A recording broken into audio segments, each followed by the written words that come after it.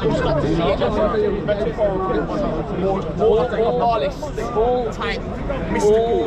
Christians interpret the scripture as a mixture of literal and I say all Christians because even the most literalist fundamentalists will still interpret the parables as non-literal and will still interpret the Psalms as non-literal. So it's actually easy to say, are some Christians absolutely literal? And there are. Pretty much all Christians always a mixed literal and metaphorical. And the only argument is which bits to interpret, which bits metaphorically, and you know, Genesis 1 and 2 for instance are in dispute about it. It's interesting that you said you believed in the gods of Egypt, because the story of Exodus and the plagues that befall Egypt, they are curses upon the Egyptian gods. Every one of them corresponds to an Egyptian god. Yahweh is establishing true God for the Egyptians, and he is demonstrating that the Egyptian gods are powerless, empty, vain-glorious inventions of man's mind. You know that Yahweh in ancient Mesopotamia, like in ancient, amongst the ancient Canaanites, and I think the Phoenicians, More than the Canaanites. more than the Bronze Age. You know the cult of Yahweh. Yahweh as part of the kingdom of God. Absolutely. So How did that happen? well, remember there are Mesopotamian people independent. It's a rhetorical question. Okay. So you know the Egyptian Empire went up into Canaan, right? After they conquered during the time of Moses. No, before that. Before the Bronze Age collapse. So during the Bronze Age, before the Bronze Age collapse, the Egyptian Empire went all the way up into Canaan. This was the time in which the Jews were the slaves of the Egyptians. During the time of Moses. Okay, but Joseph, according to your Bible, Joseph came in To Egypt. and they weren't. He was sold. He was sold, betrayed by his brothers. Yes. He was sold. Yes. He was taken into Egypt. Yes. And then he rose up the ranks and he became through the interpreter of dreams. Are you talking about that period where after that they started to fall into servitude? Correct. And then later on the So descendants. they are the slaves of Egypt, but Egypt at this point goes right into Canaan. And so the slaves, or there were Jewish slaves in the Canaan, influence of human society with the cult of Yahweh. Moses, when Moses goes to the Egyptians, he said, "And whom shall I say has sent me?" And he says, "I am has sent me to you." As the reply, say to the people of Israel, Yahweh has sent you. In other words, Yahweh is expecting people to recognize the name Yahweh. Known amongst the slaves in Egypt. I think it could have been the opposite. Why don't we know? Because the Jews, according to the Bible, they were a people who experienced many different civilizations. Egypt, as you correctly said, but they were also during the time of Zechariah, Persia, and then during the time of Esther, and then another time there was in Babylon, taking Babylon. Was it Ezra? Yeah, it was at the time of Babylon. And then there was another time, obviously, it was at the time of Rome, and then they eventually, later on down the line, they find the time of ancient Greece. But it's fair enough to say that the Jews, even today, they don't have their own calendar. They have a Babylonian pagan. I have no problem with that. So they didn't have a way of time. But you have to evidence. Can you evidence? Yeah, if you look at the Jewish calendar today, it's full of Babylon. On the month of Tammuz, which goes back to the ancient Mesopotamian days. And it's got all of these names. Each of these claims you have to evidence. Yeah. Each of these you have to evidence. But the thing is that the Jewish calendar is an agricultural calendar, right? So that they took from ancient There were many agricultural calendars, but basically, if you lived in that region, all the calendars are essentially going to be the same because the seasons are in basically the same region, right? And so the Jewish calendar, if you read it, it's an agricultural calendar. And I have no problem with the fact that the other pagans have similar festivals around the same time.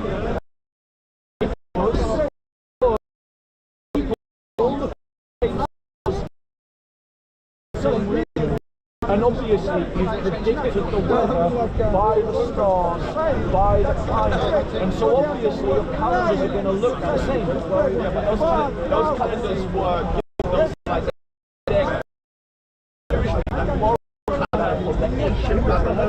so where's they used to worship? When we talk about calendars, what exactly are we talking about? Are you talking about festivals? No. all the time, or put it to the months, weeks, days. I am happy that the Jews can't borrow from other cultures. People borrow advanced technologies from one another. No, they didn't have their own. They have their own festivals. They may have, just like when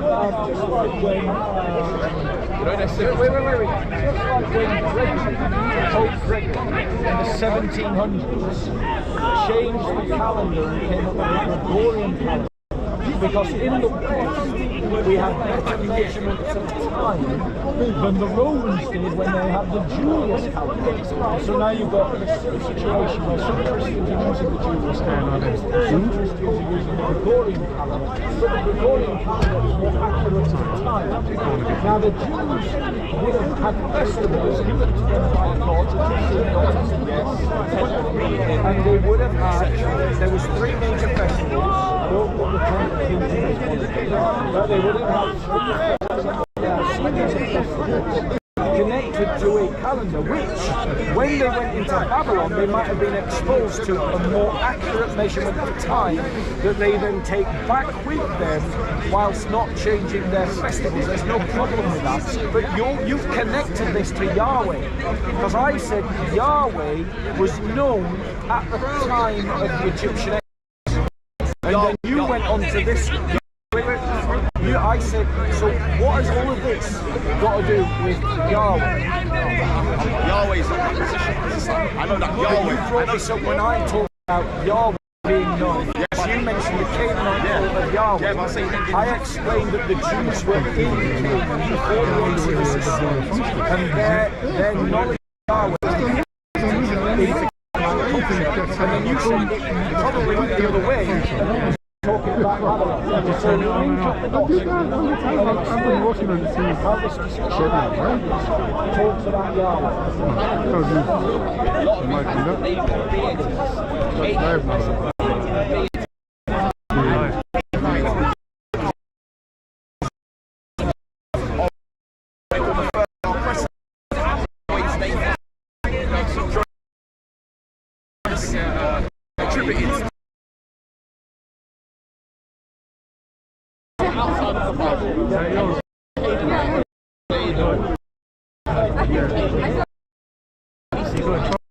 Yahweh's part of it. Yeah.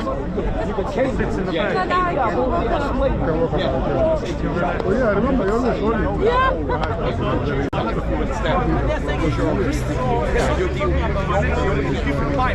But there's another history outside of the Bible that still needs to be Canaan and Phoenicia and the Hittites. You've still got to What that the Jewish calendar took from pagan Babylon. You've still got to the Jews took their cult of Yahweh from some of the Okay, the Jews was around those people. yes. So they took their calendar from those people. No calendars. I know. Cult of Yahweh. deities in the calendars, they reflect pagan deities. Just like, for example, we're here in the West. Today is Sunday. This used to be the day that the Anglo-Saxons worship the sun. Tomorrow is Monday. That was the day that the Anglo-Saxons worship the moon. So the following day is Tuesday. That's when they used to worship the pagan god Shu. Hold on. It is true. So the following day is Wednesday. That's when the pagans in this part of the world used to worship the god Odin. What is your count? The following day is Thursday. So when the pagans in this country used to worship the god Thor, Thor's day. And Friday is when they used to worship another pagan day. So the week they had pagan days, and just like in every other culture, the days and the calendars reflect pagan gods. The days, no, it's not, because the days of the week they show the day that they gave their offerings. So you understand? Right, let's just pretend that what you've said about Sundays and Mondays and Tuesdays and Wednesdays is right? I actually think it's an urban myth, but I'm just going to go with it. Okay? So let's pretend that it's true. Just because Sunday would be a day that the ancient pagans worship the sun doesn't mean that when I go to church, I am worshipping because I know who I'm going to worship on Sunday. I'm not saying you're not sincere. I believe you are sincere as a Christian when on Sunday you honor Jesus Christ, your Lord and Savior. I'm not disputing that. But I'm trying to say to you tonight where these... It's not relevant, is what I'm trying to get you to see. It's not relevant. Whatever some pagan ritual has absolutely no relevance to what I am doing now. And it comes from the same pagans in the Middle East, whatever the pagans might have done is not relevant to what the Jews do. In the same way that I'm worshipping Easter, and in a couple of weeks I'm going to be worshipping Hamas, has got nothing to do with any pagan festival. No, but you would say that because you believe what you did. Your Bible is your textbook. Bro, I know what I'm doing. Yeah, I'm not saying that. I'm not saying yeah, but your position would say that, and you would hold firm to that.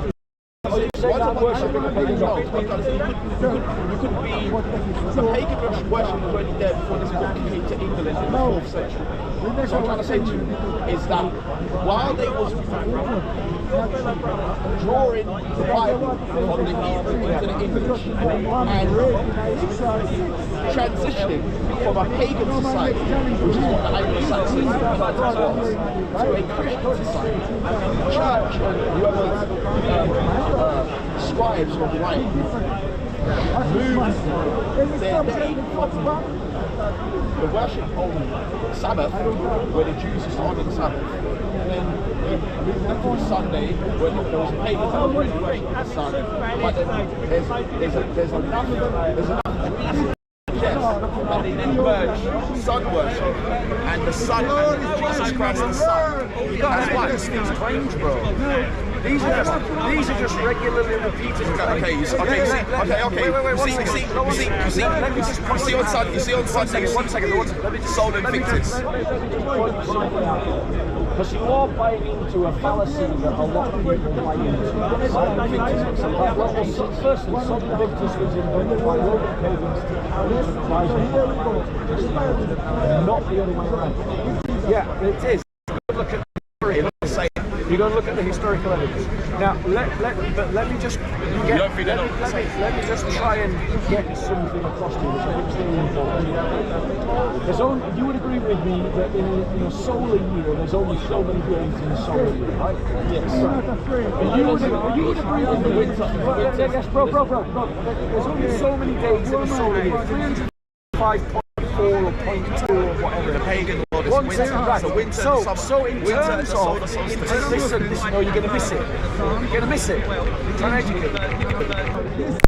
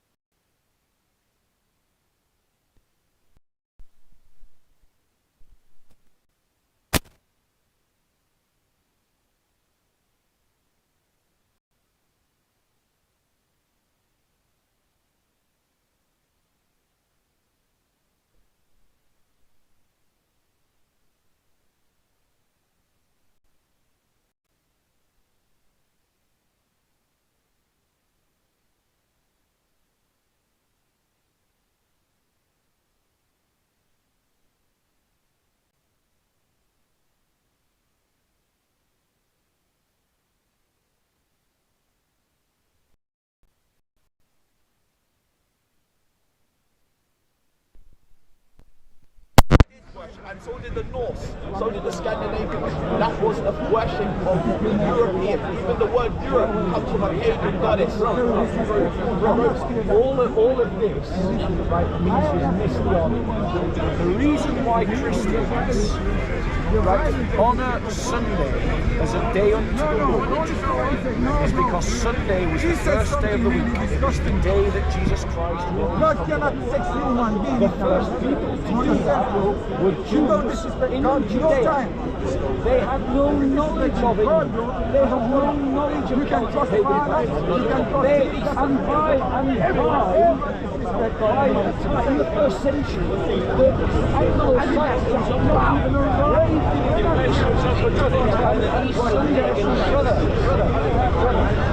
You're jumping around now. Listen, I use Europe as an example. Listen careful. You're trying to connect our worship to the idea. Connected to pagan culture, pagan music. The point is, the Jewish Messianic community on a Sunday because Jesus rose on a Sunday, and they had no knowledge of the Celtics, and nobody had any knowledge of these music. And so to try and say that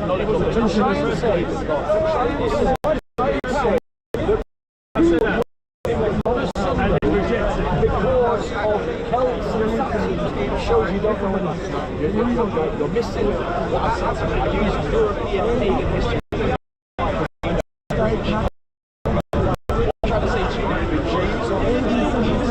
There was a regular day of rest on the Saturday, correct, called Sabbath, that the Asian Middle Eastern pagans did. It's ironic that the Jews also did that. Where's your evidence? Show me the evidence. Right? It's not a problem. However, the reason why the Jews honoured the Sabbath is because God commands them at Sinai to honour the Sabbath.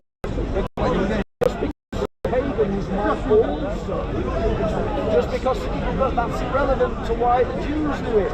It's irrelevant that pagans it's got nothing to do with why the Jews do it. It seems like you're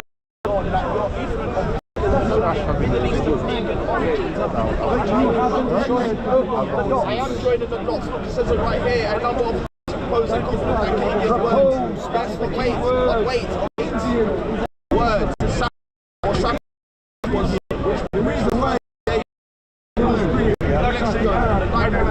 Ashur was to Sabbath as the god, day of the heart's rest. In the Jewish calendar, Sabbath day is the day of rest. I thought this was say Assyriologists like Samuel Noah Kramer and Samuel Noah Kramer and Irvin Winfrey. Have written a lot of material on Assyriologists and this type of history, and they show you that there is no yes and correlations.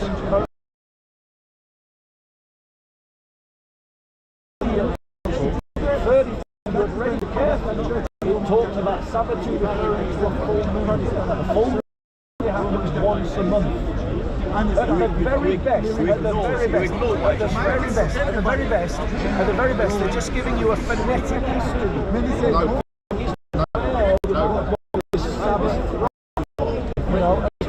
In terms of the evolution of language, I have no problem with the fact that Hebrew evolved from other languages. Rest. Right, so how does that prove that the Jews were in the Middle East?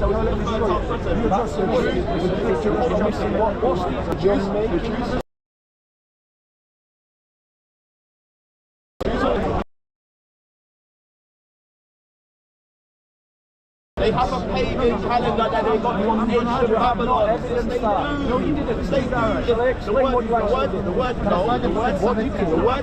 word Saturn doesn't Saturn's Day. They started to worship on a Saturday. you got the ancient Babylonians who say worship. You haven't shown that. I did show you that. No, you didn't. In ancient, you don't know on Saturday. You did not show that. Saturday, I did. No, you didn't. On Saturday. Listen, I'll tell you what I heard. Let me finish. Let me tell you what I heard. Okay, let me finish. What I heard was this. What I heard was this. Is that there is this term, Sabbatu, that was used by a group of people that means that God's heart stretched. What I did not hear was any evidence at all that the Jews took that idea as a Sabbath and incorporated it into their religion. I did not hear any evidence to that claim. You're not looking at the evidence that's in front of you. You haven't presented the evidence. You admitted that the Jewish valid calendar is a pagan calendar that they taught. No, I said, no, you see, you're misquoting me. Okay, so you don't agree with that. No, what I actually said was that I have no problem with the idea that the Jews had a calendar, that when they went into exile in Babylon, they encountered more precise ways to measure time, and then incorporated that into how they measure time for their calendar. That's why I came. Bob, the Jews didn't have a calendar in the first place. Evidence. Where is the evidence that they had one? Here we go. Show me. Yes, here we go. And remember what a calendar is. It's days of the week, days, weeks, months, years. Just out of interest, because clearly we've got do you recognise that we've got evidences of festivals in the Old Testament? I know you got festivals. You're and what are festivals? So that's some festivals where you honor something that same time. Yeah, at a certain time. Right. Yeah, I'm going to show you. Yeah, I'm going to show you. I'll show you. One second. Let me just save you looking backwards and forwards. I'm enjoying this conversation. I want to say that in this country, that's not the William Hill, that's not a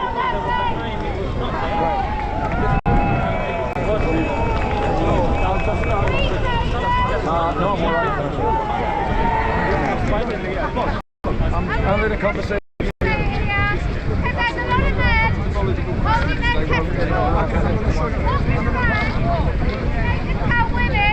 How we should behave in public.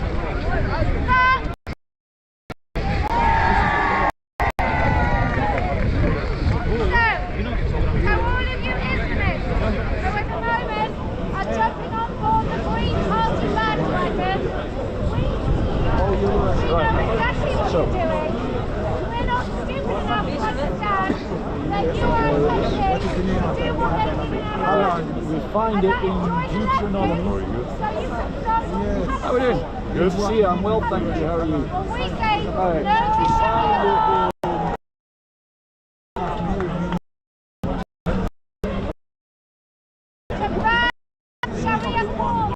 So, the places where we find it.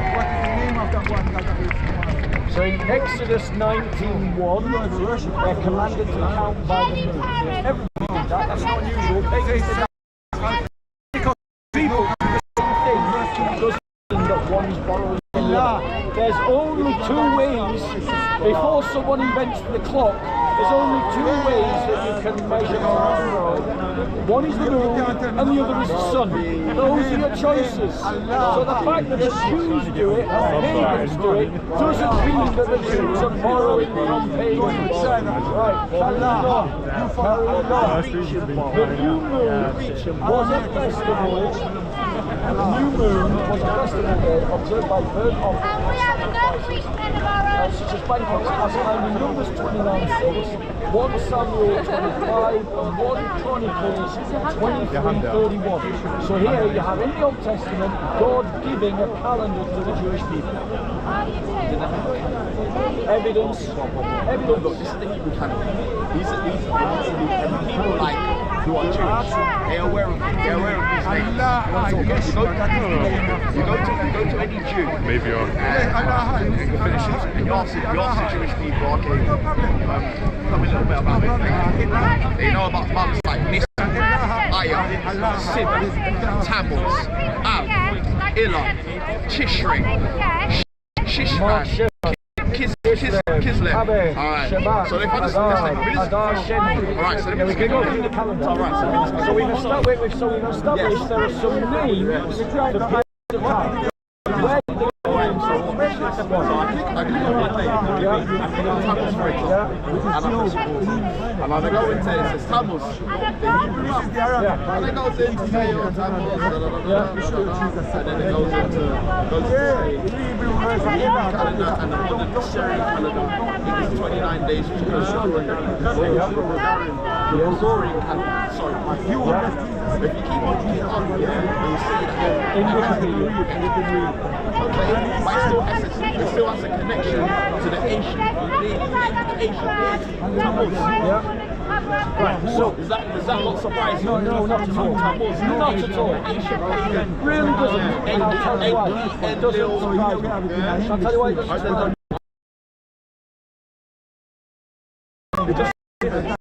Ancient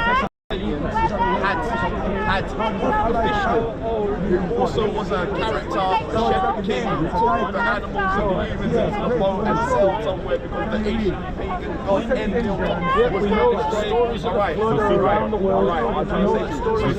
So it just so happens that they had that story. So all of a sudden it ends up in the Bible and it's Noah. No, you haven't proven that that's the reason why it ends up in the Bible.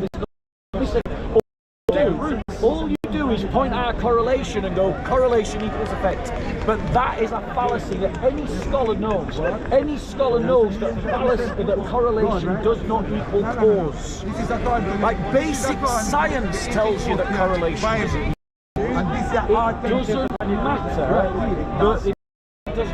It does not matter that pagans had a calendar. It doesn't matter. It does not matter. It does not So you agree that Jews took the calendar, the pagan calendar from I'll tell you, I'll show you again why it does not matter. Using your example, I'm going to stop this conversation now because you just interrupted me. Sorry. So I'm just going to stop. Right? I'm going to make this point and then I'm going to finish. Right? I'm a Christian, right? According to you, when I talk about the days of the week, I'm using pagan words to say Monday, Tuesday, Wednesday, Thursday, Friday, Saturday and Sunday. It means nothing to me that my language may have been rooted in or influenced by a pagan culture because I myself am not a pagan. Monday, Tuesday, Wednesday, Thursday, Friday, Saturday and Sunday, I worship the one Lord, Father, Son and Holy Spirit. That is the God that I worship. The fact that some may have also used words in no way affects what I believe, and that's the fallacy you're making, that just because the Jews may have used a word that another pagan used to reference the month. Your fallacy is that because they're using the same word, therefore one borrowed their beliefs from the other, and that's a fallacy. Correlation does not equal cause. That's the lesson. Can I respond to that? I'm gonna let you respond because you kept interrupting me. Okay. So next, come and talk to me. Come and talk to me again, right? And then if you don't interrupt all the time, yeah, exactly. So we'll get it was. I enjoyed talking. Yes. Yeah. Right. Well, you didn't interrupt. I would have. Of course, to show you there's no hard feelings. You ignore me. I've got a Bible. You have got a Bible. You me. I want to give you a pagan war. And I will gladly accept it, and I will gladly do it.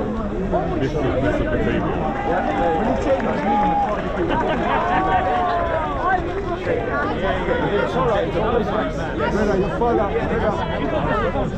Brother, Mohammed. How are you doing, boss? I see him. No, his name was Kitab. So, Kitab Abdullah. Right, okay. I didn't know. Well, thanks for getting on sister. He's not really I'm praying for him. Oh wow, that's brilliant. I have said to her, I prefer more traditional church. Yeah. You should come with me to church. Is it more traditional? It's about as traditional as you can get. Yeah, I quite like enjoying more orthodox setting Yeah. rather than the loud sort of more stage performance. Yeah. And the thing is, tradition is part and parcel of the course, but it isn't. We've got to make sure that what we don't do is think that it's the tradition that saves us. Yeah. Like, it's Christ that saves us, but there's nothing wrong with traditions. No, I just think it's a personal Whose preference. microphone was it that's fell off? No, that's not. Do you want to put it back on? Very good. What is it? Yeah, it's yours that's fell off. Yeah, I'll just but you say could come to my church. personal preference. Which church did you go to today? I go to an Anglo-Catholic church. So Anglo-Catholic is the church that I go to. So where are you from, sister? Okay. ¿Entiendes español? Vale. Entonces yo puedo hablar español contigo y en español.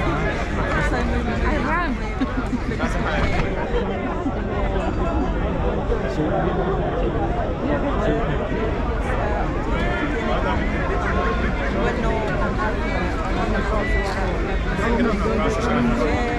Que también que reto que Dios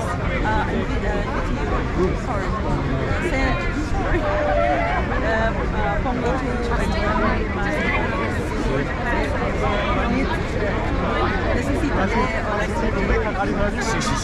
Sí, yo te entiendo. Muchas gracias. Sí, yo te entiendo. Un año.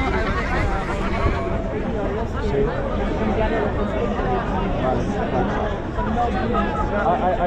Yo creo que él eventualmente entiende la iglesia, él tiene un corazón. Yeah, he's asked that. Entonces, cuando una persona inevitablemente ellos descubren la verdad. Sí. Vale. Okay, in English, para él. So, yeah, we're just talking about it. Did you understand? She prays for me and she wants me to come to Christ. Yes, and I was saying that I think because you've got such a sincere heart, it's inevitable you're going to discover the truth. Because a sincere heart is a heart that's open, and that means that it's going to happen for you. Well, I do. I'm great. But which church did you go to? You don't need to tell me the name or place of the church, which is attention. But what kind of church? We went to one that was in a high-end theatre. Right, so an evangelical church. Yeah. It was very full on. Latin America, you know, they're very... Yeah. But it's the same style. I go with me and Hillsong, but everyone person talk English. Yeah. But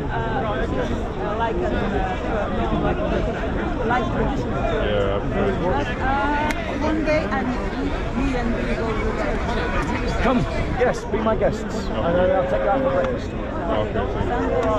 Yes, on a Sunday. On a Sunday. Yeah, on a Sunday. And we'll go en la domingo.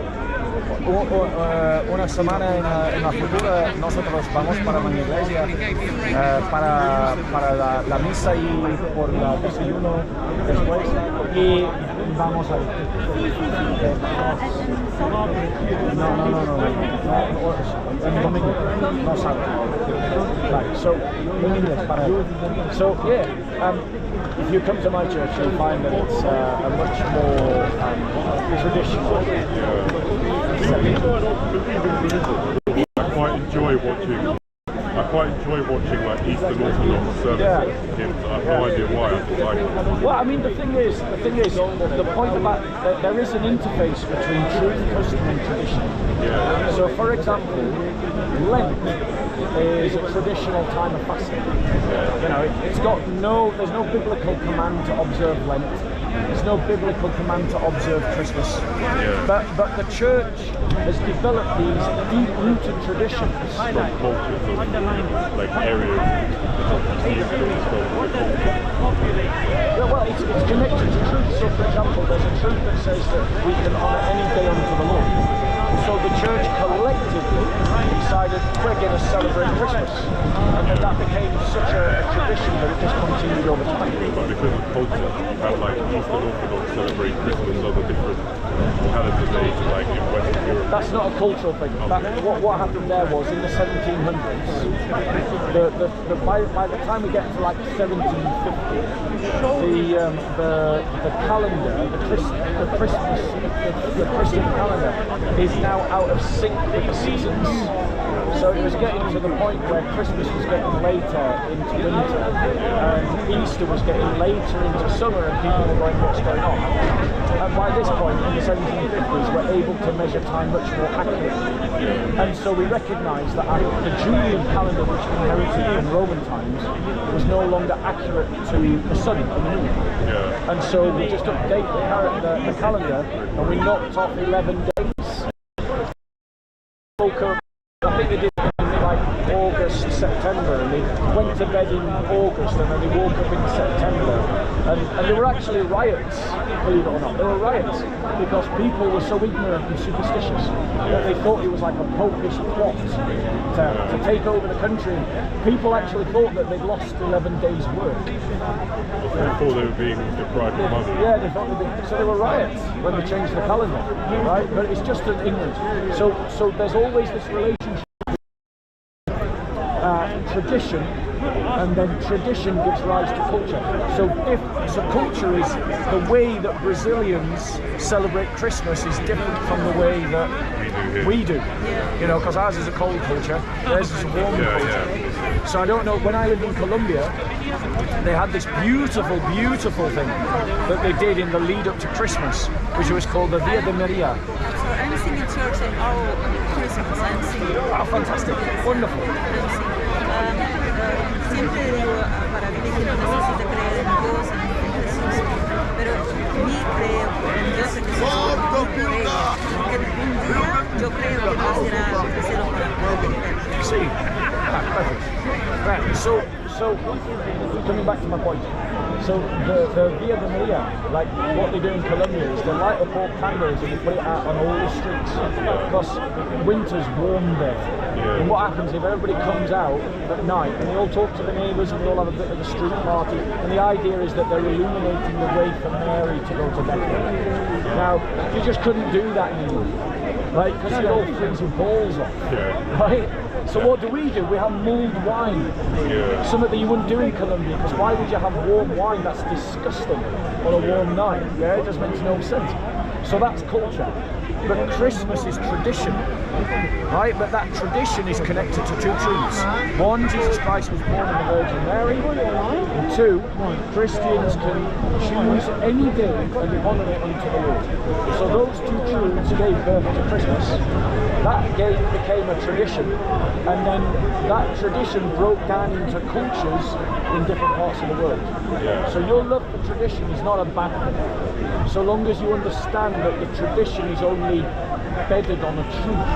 It's about the truth that underlies I it. spoke to you before when I said our culture here and our values are New Testament. You're right. Yeah. Believe it or not, they are from. You are absolutely right. Yeah, and I totally agree. How we understand society, economic conditions. And the more we become English, the more we become Christian. Maybe not in terms of belief, but culture. Yeah, but all cultures, as I said, cultures are expressions of traditions. Yeah. And traditions are rooted in metaphysical claims. Yeah. You know, and so if you're going to embrace Christianity culturally,